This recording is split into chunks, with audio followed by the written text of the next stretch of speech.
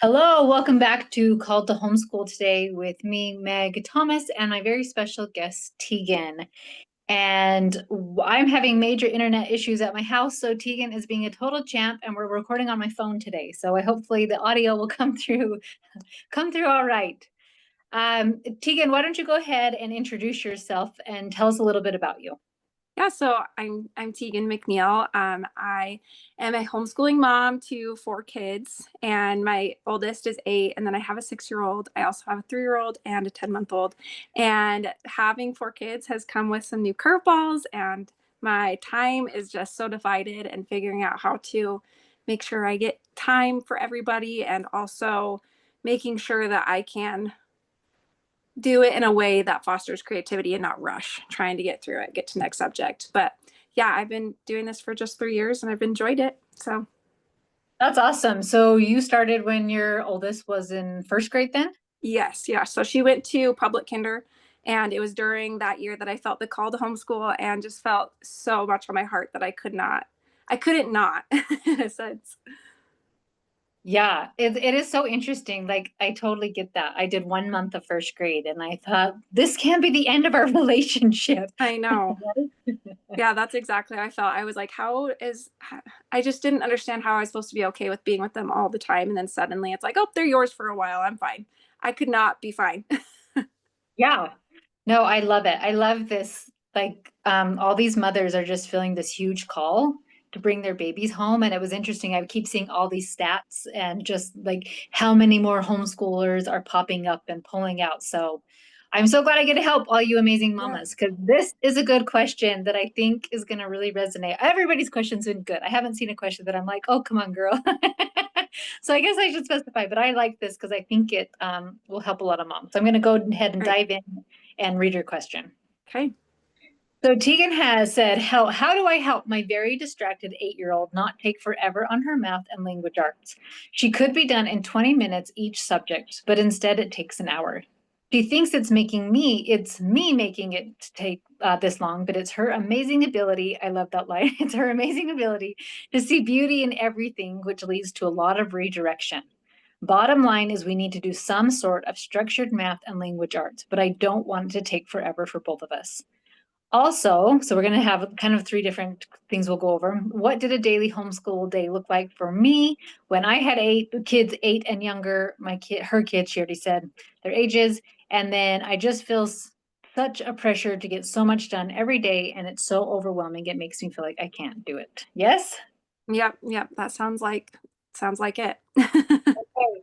Now, this is a question I've been getting a lot lately with kids around this age of 8 taking a long time to do their school. So, kind of give me like what stuff are you using? What curriculum are you using? What is it looking like when you are trying to do language arts and math with her?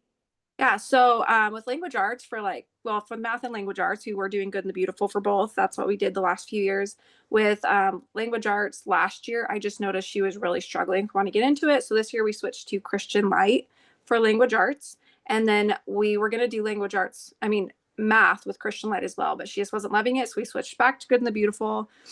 So it really wasn't too much of a switch because we did that all in the first month. But yeah, so right now, Christian Light, we're doing one lesson of that every day and then one lesson of math every day. And the math in third grade, as I'm sure a lot of homeschool parents that are doing, it switches in Good and the Beautiful. And all of a sudden, there's 4 pages they need to complete in a day instead of less. And she looks at that and she's just like, oh, and she's always so willing. Like she's always so sweet and willing, but she definitely looks at it and she says, I have to do all of it. Like, and my I don't know, in me, I'm like, yeah, we've got to complete this. We've got to check it off the list. Let's get all of it done. And I've really, really been trying to recenter myself and be like, we do not have to complete it just because it's on here, So those are kind of where we're at and how that's been going. So Okay. Yeah, I can't even imagine because my oldest is the same age, right? And if I showed you what his math was, like maybe you would like, what am I doing? Why am I pushing this so much? As many people know, I have a love-hate relationship with the good and the beautiful. I think it is very good and very beautiful, but it, in my opinion, is excessive. And I have watched it kill more kids' love for learning just because I see it in the homeschool world, right? The only way I've seen it work is if people are willing to just skip through stuff. And that's what we started doing. Yeah. So my only problem with that then is that you're paying a lot of money for something that you're not really using. Yeah. So as I've studied, especially, I mean, I've been homeschooling for so many years, right? And I've been studying and I've been looking at different education models that work and whatnot. And like Finland, who's getting a lot of positive attention right now for their academic model, is not starting formal education until 7 or 8 years old. Charlotte Mason is not starting till a child is ready. There was like Waldorf that's like allowing them to creativity and imagination before we go into these lessons. So as I have read all of this, experimented it, taught it, I have seen time and time again that there is no bonus of pushing a child to do more than they are capable of. Yeah. And especially the Charlotte Mason philosophy of like doing less is more. And so really cutting back these subjects, and I can't, so my guy's been doing like homeschooled since birth, right? And his math and language arts, like today his language arts was maybe 3 minutes. And we did it with the stuffed animals and we talked about commas, and the stuffed animals were insulting each other, and it was like, okay, Pirate Tom, what do you think about this toy? And it was like, this toy is stinky and smelly and the worst, and like describing him with all these colorful adjectives, right? And then we talked about how we would take out the word and add in a comma, and it was so short and sweet, and it was making him laugh. And the why fire hose them with all this information because some curriculum company that doesn't know your child that this is quote unquote what third graders should know. Yeah.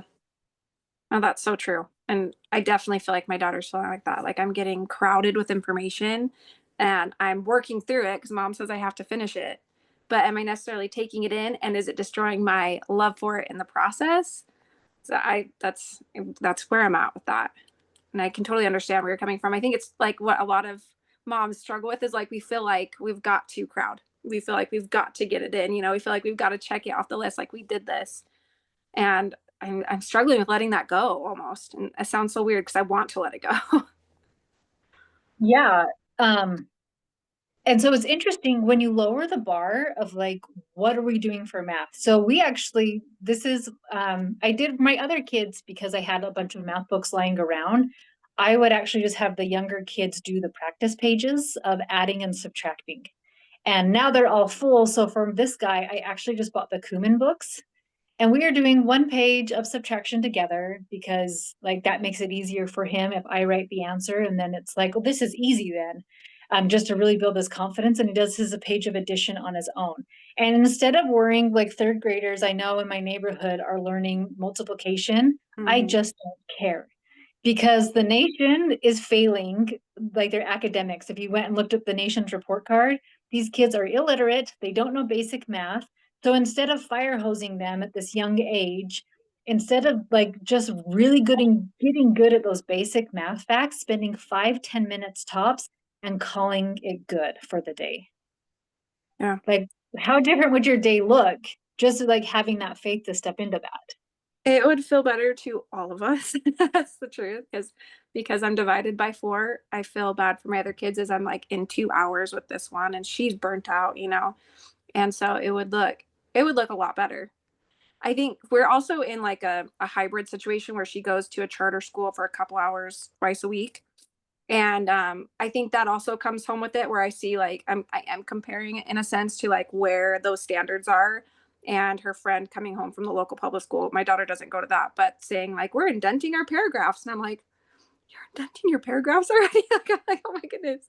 And so I'm like, immediately I felt like falling behind, like we're not there yet. And that's just so not fair to her. And that's where I want to let go of what looks normal maybe to public school. Like you said, it's crammed in for tests and then forgotten, but crammed in. And I need to let go of that cram. you know Well, it's a total leap of faith because I will give credit where credit is due that the public schools look really good in elementary, right? Because they give them so much information. They want them reading young, they wanted them doing all this math. And so it comes in looking pretty darn amazing. And homeschoolers are like, how do you write my name? I have no idea. But as it progresses, what happens is public schoolers, junior high, high school, it's tanking, right? Their love for learning is gone because you don't hear anybody Yeah. talking about what high schoolers know because people are just like, we don't really care anymore. Let's just hurry and get them graduated. And homeschoolers all of a sudden through those teen years take off. Where like my kids were starting college in ninth grade or 10th grade, right? And all getting one of them got her associates at 16. But she was, if you would have looked at her at 8, you would have been like, is your kid okay? Are you doing anything? But going at her pace and her interest, and it's a total leap of faith of as I'm just consistent, I'm going to have major growth. And you can look at this anywhere in your life, right? Of eating healthy and just being slow and consistent instead of like, I'm going to be perfect with my food and I'm only going to eat this type of stuff. That person usually burns out. And the Mhm. person who just slowly adds in good habits, I'm just going to walk a little bit and prioritize protein and make sure I get fruits and veggies, all of a sudden they have amazing health. And so it's a total leap of faith of, am I willing to maybe let curriculum books sit to the side? Am I willing to let some of these things go so we can keep a relationship and also really help her to find the fun and joy in learning so that you're also not burned out yourself? Yeah. And that is the problem. We're both getting burnt out. And when I have those moments where I feel weak and I'm like, maybe she should just go to school. And that's the thing. It's my heart that knows like I'm not supposed to. My soul knows I'm not supposed to. And one of the main reasons I wanted to do this is make sure like the gospel is in every part of her schooling. And I know that's not going to happen at a public school or a charter school. And so I'm constantly fighting like almost like the human part of me that's like, "Ugh, this is so hard, I could have a break." And then the other part of me that's like, all I want to do is be with them and I want to teach them. I want to be that person they look to of like, my mom taught me, my mom, helped bring the gospel into my life, like all these things. But I don't know. I'm just struggling with the external pressure, I think, and how to release that. So, Yeah, and what's interesting is like I've been toying around with just creating this. It's like it just is a free download and I need to do it. I just need to sit down and do it. But instead of like, here is what your kids should know at what grade, like here are the basic skills to teach your kid. So instead of putting a grade to it, saying first learn the numbers, learn how to count. And whether you are 3 when you learn that or 7, who really cares? Because you check the skill off. Because as we're adults, I was thinking about this. I was in the chicken coop the other day, and I thought, what if somebody said, you are not a good, I don't know, a farmer, that like you're not great at chickens because you don't know XYZ. But I think, but I know so many things, and I'm not behind in my chicken taking care abilities because I'm always learning and I'm always progressing and I'm always trying things or researching things. So as I continue to just practice with my chickens or do whatever with my chickens, I get better. So that idea with math or language arts of like, here are some great skills to know. yeah. And then by the time you're 12 or 13, yeah, then I can really push you because you can do most of it by yourself at that point. But in these younger years of really just slowing it down and like maybe even for a week or two of like math, let's not have it be more than 5 minutes. Let's just play some math games. Let's do some flashcards and let's make math fun and language arts fun so that we're sparking the joy of learning versus I like that, and that's just facing your own fear, right? Like what will Yeah. people think? Yeah. No, it's so true. And I would totally take that download. And so would you say from this point, would you say kind of maybe look at what's in the good and the beautiful and then take that lesson, shorten it and do it outside of the book? Is that what you, or how would you say I proceed from here, still teaching, but doing it less? Yeah, and oh, I'm playing with a snake. Sorry. Like, No, you're good. so with that, you can decide like, do we keep the book and just go so slow? So that could be like, we're going to do math together. And you could even decide at this age, can she do it by herself? Because this is the age I start turning subjects over to my kids, just slowly of like, here's a 5 minute timer. Whatever you can do in 5 minutes, great. And when it's done, it's done. Okay. You could take concepts from it and create it. Like you could literally take AI and say, here are some some concepts I want my kid to learn. Make some worksheets for this. And just going really slow. There's this mom, and I'm so sorry, I do not know her name. I need to figure out what her name is.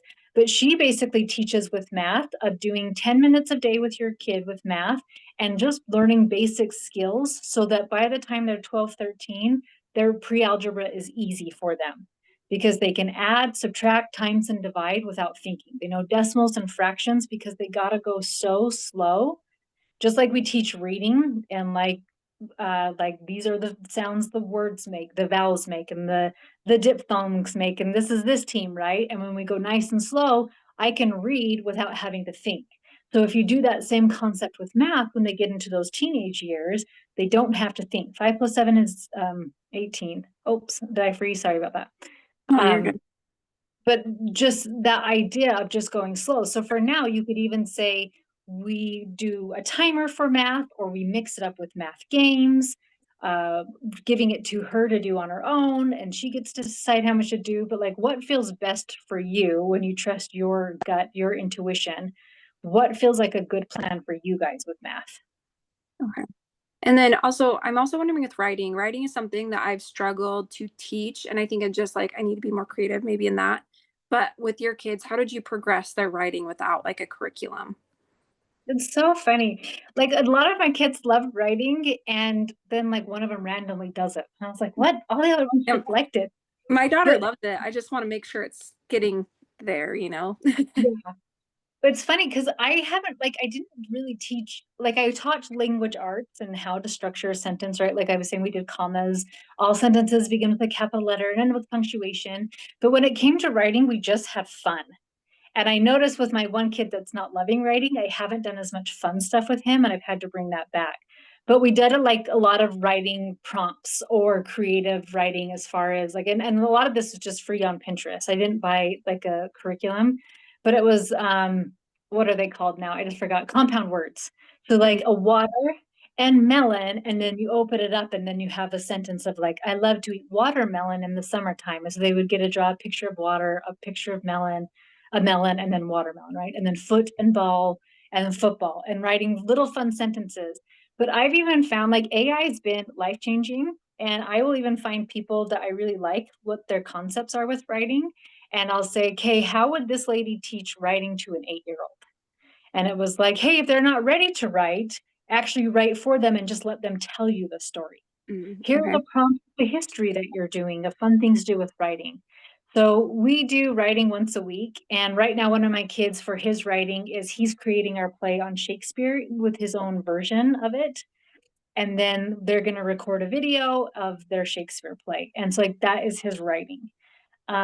And it's funny because one of my kids has written a lot of books. One of my kids wants to be a journalist. And I thought, this is funny. I didn't really teach writing. And so some kids are going to naturally love it, and some kids are going to be like, let me just get by. So Mm. not pushing it, and just the one big thing I have noticed with writing with homeschoolers is they're quick to get really critical on their kids writing and rip it apart. And I learned a long time ago not to do that and to just let them love to write. And they naturally, as they got older, were fixing things. How does this, like, how do I make this sound better? And we would read a lot and do a lot of things, but it wasn't like taskmaster, sit down and make sure you're writing for me. Does that make sense? Yeah. And that's something like she loves to write. And just the other day, I feel so bad because at first I'm like, oh, let's correct this. I had like a red marker. I'm like going through. And then afterwards, I'm like, oh, what did I do? I looked at it and I'm like, this cannot make someone feel good.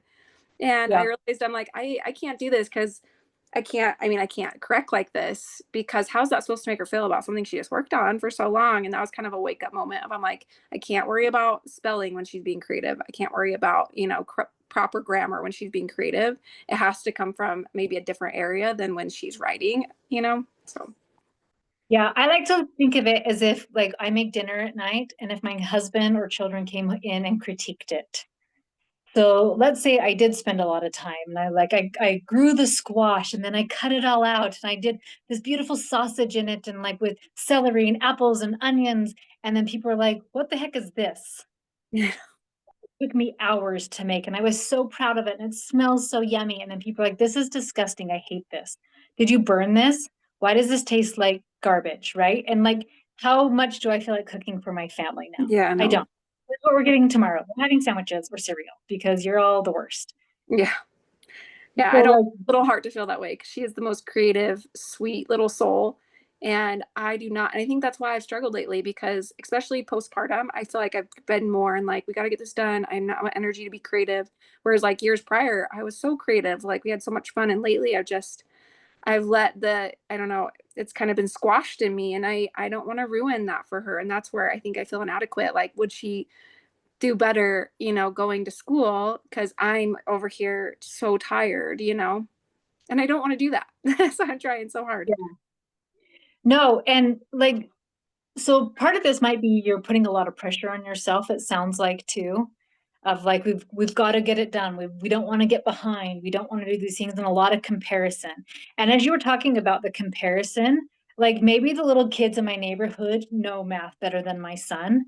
But my son, like his brother has a lawn mowing business and they decided to go in on it together. And so my 8-year-old is now has a lawn mowing business with his brother.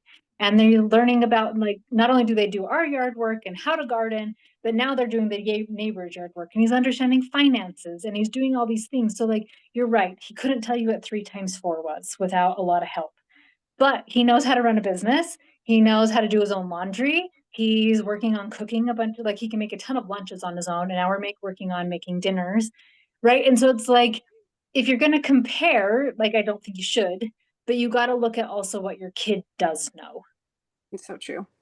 And I also got to water what I want to grow. Like just hearing that, I'm thinking, like, do I want her to be a mathematician one day or do I want her to be Christ-like? Do I want her to be able to know how to run a business? Do I want her to, those things matter so much more. And that's where I'm like, why am I getting stuck in the logistics when the reasons I did it was to build her as a person and to have my influence of good, hopefully, in her life instead of 100 different influences of who knows what.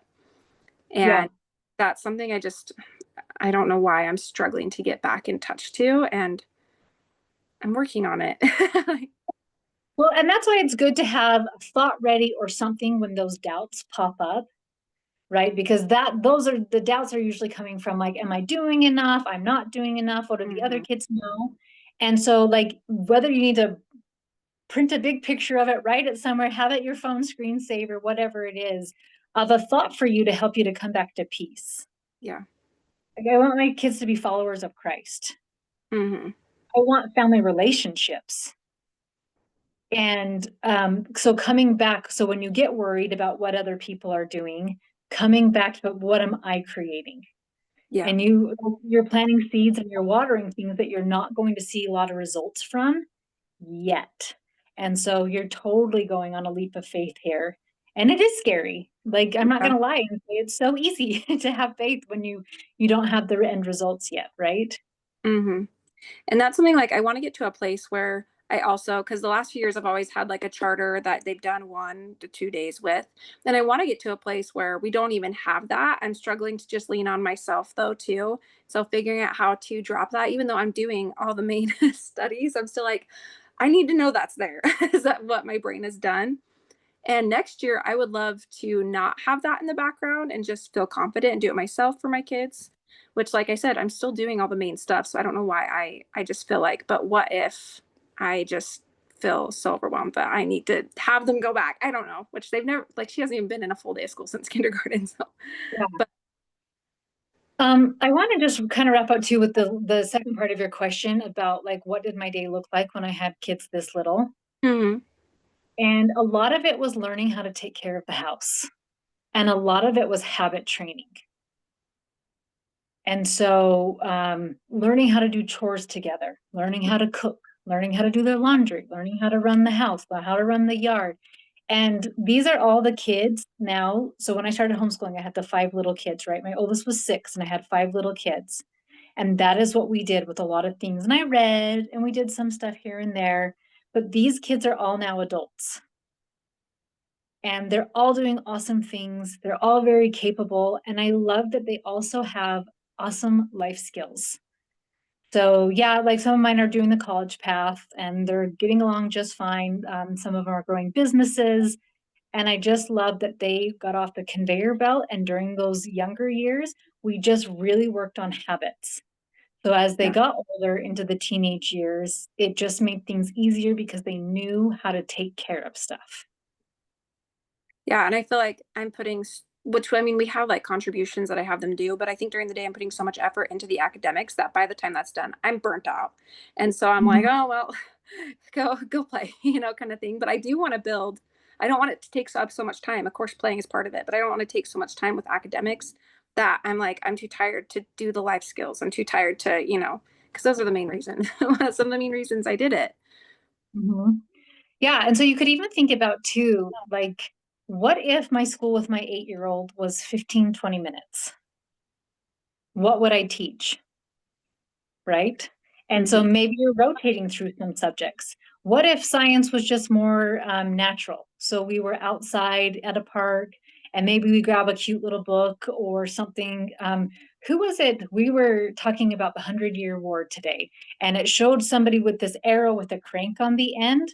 And my guy goes, "Oh, I know that from the castle book you got me." And it is a DK castle book that I have never even opened, that he has looked at, and he goes, what they would do is they would crank their arrows up like this so that when they were ready to shoot, they could shoot multiple arrows in a row. And I thought, Like, that was good. yeah, Like, all I have to do is a lot of times is just open the way. And I have yeah. really good books out and I have a lot of things. And I had no idea that he was reading this and like knew all about it. And like you can make learning so much more natural and fun so that it is exciting and fun for you versus, Yeah. ugh, here we go again. And is there a certain age where you do say, hey, we need to sit down for a while and you need to, get X, Y, and Z done? Yeah, like my 8-year-old and I do structured learning. The 14-year-old obviously can do everything on his own. And so I just check in with him every day and it's like 5 minutes. But the 8-year-old, we sit down together. And today he wanted me to read more books to the more chapters of the read aloud. So that part took longer. But his actual structured learning was maybe 15, 20 minutes, Okay. and we did language arts, math. I checked his, so we just do subtraction together. I checked his addition, I checked his handwriting, I checked, he's reading a book and then he narrates and draws a picture of what he read. So I checked like 3 or 4 things, but what we did together was maybe 15, 20 minutes. Okay. I feel like my heart almost just needs permission that that's okay. And that can be normal, you know, instead of this long Yeah. process. Yeah, so like I have him read out of the scriptures because I have found that to be the best teaching tool to get the best readers. And so he read one verse out of the scriptures, and that's like was his reading. And then he has a fun little book. That's The Good and the Beautiful recommended it. I love it. The Imagination Station series. Okay. They're just lighthearted and they're clean and they're fun. But he read a verse or two. Today was one verse of the scriptures. He did that. I read aloud to him. That one took longer because he wanted me to keep reading. We skimmed through a picture book of Joan of Arc, and that's where he saw the little hand crank, and told me about that. I didn't even know that. And then we did his subtraction, and then we talked about commas. Okay. That sounds like a really nice day. Yeah, Like, and it was really fun. Like, and if you started with my morning, we did scriptures together as a family, and then they were doing chores, and then they played for a little bit, but they then finished their chores, and we ate breakfast together. And then as a group, we watched some YouTube videos about the 100 Years War and a little bit about Joan of Arc. And then George and I came and did our stuff separately. And that's what we did by ourselves. And now, right now, he's at a homeschool PE class that his brother teaches. So his brother will drive him home. And when he comes home, he'll do his independent learning, and I will check the big brother's school. And like our school is so much more fun, and it's not as overwhelming, and it's not this lot of pressure. Like it gets to be a lot more fun. yeah. And that sounds so much more enjoyable than I feel like I'm making it right now, even though I want to make it enjoyable. I think I really do just need to simplify and cut down. Yeah, and then as you're ready, and like I know I love running, so I'm going to use a running analogy with this, but like if you want to do a marathon, you are not going to go run 15 miles, 10 miles, or even 5 miles if you're just starting. You're going to buy a pair of running shoes and start there, right? And so eventually you can do more stuff. Like my 14-year-old has a full day, right? And he does a lot more academics. but he does them independently. But we didn't start with that marathon idea. We started with the fun stuff and we started with playing, and then we would build upon it. So now I'm to where my 8-year-old can do a few subjects on his own. And when like his handwriting, he would cry and moan. I'd be like, do one word. And now we can do a page, but we worked up to it just like you would building up to a marathon. And so, like, don't get too worried, like, oh no, we're going to get so behind. It's like, actually, we're going to avoid burnout. So, if anybody is trained for a marathon knows and they've busted it and just gone and done a lot of miles, you get injured, you get burned out, and you hate running. But people who will go slow, take it easy, ease into it, walk when needed, recover when needed, running gets to stay fun and you can do it long term and you can keep adding on more of it. Same idea with your homeschool. Yeah. And how do I not get to the place of where I'm just so used to doing less that I struggle then to get to the point where they can learn to do more on their own when they're like, oh, we don't really sit down and do too much. We just make it fun. How do I get to that point eventually if we do this for a while? Like you have to trust your intuition on this. Definitely, like the spirit, intuition, whatever you want to call it. Of just like I know my kid is ready for a little bit more. So like with handwriting, he was doing one word at a time, but I could tell he was now capable of doing more. So it's like at least do one sentence for his. We do handwriting without tears, and at least do one sentence. And he was like, "Oh, fine." So like when I can push a little bit, and like he only wanted to do addition and not the subtraction page because he was thinking it was too hard. So I just say, "Okay, do addition on your own and subtraction. You can do it with me, and I'll even write the number down." And so now all of a sudden I'm building his confidence, and then when I like I will test kind of try it out and kind of trust the spirit and my intuition when I think he's ready for me to hand it to him of like, okay, now you try your subtraction book on your own. And so like that's where you kind of have to, I wish there wasn't a magical like after 3 months they'll magically be ready. It's going to be Yeah. each kid where you have some super driven kids and some kids who are like, I don't know. Yeah. And you're going to have to trust that, but just living with them and being with them, they are like I said, the as weird it is the hand crank with the arrow thing, right? But also grocery shopping, how much they're learning about the food and finances and money and just including them in your everyday. My kids can take care of the chickens, and like I don't feel nervous about my 14-year-old and 8-year-old doing lawn maintenance because I know they've done it at my house, right? And so they can start pushing them and saying, encouraging them, hey, maybe get a couple more clients next year or whatever, because we've been doing it together and included them. And then eventually they get ready to start doing it themselves. Yeah. Yeah. That's so true. And Yeah. that's definitely something I feel like once we slow it down, I think my daughter will be more willing to speed it up a little bit more because I know she can do it. It just takes time, obviously, but I want her to enjoy it to the point where she's like, hey, let's do a little bit more, instead of like, when are we done? Yeah. And that's kind of that Charlotte Mason idea of the short and sweet lessons, because eventually you're just building up their endurance of when they'll be ready for it. Yeah. And then school gets to be fun because you're not pushing them and not like, oh my gosh, just get this done and fighting them. But instead, it's like, oh, school's easy, school's fun. Of course, I'll do it. Mhm. And that's what I want it to be. That's so what I want it to be. Yeah. And I just want to end with Tegan of just like, I think you're doing a lot better job than you're going to give yourself credit for. Because I think you're part of that overwhelm is I'm not doing enough. They're going to get behind. And like my wish for you is to step into this place of belief of I am doing enough. I trust myself to know when to push and when to slow down. I like kids get to learn till forever. They don't have to know everything by 18. And whatever thoughts helps you come recenter to back to the day of like they're learning, they know enough today Yeah. to just really help you to have faith to step into that. Yes. And thank you so much. Sometimes I feel like I just need these reminders and like I said, almost permission that it's okay to step out of the pressure, step out of the list and just trust my spirit, trust the spirit. So Yeah. Well, thank you so much for coming on and thank you for asking your awesome question because I really feel like it will help a lot of people. So thank you and have an amazing rest of your day. thank you so much.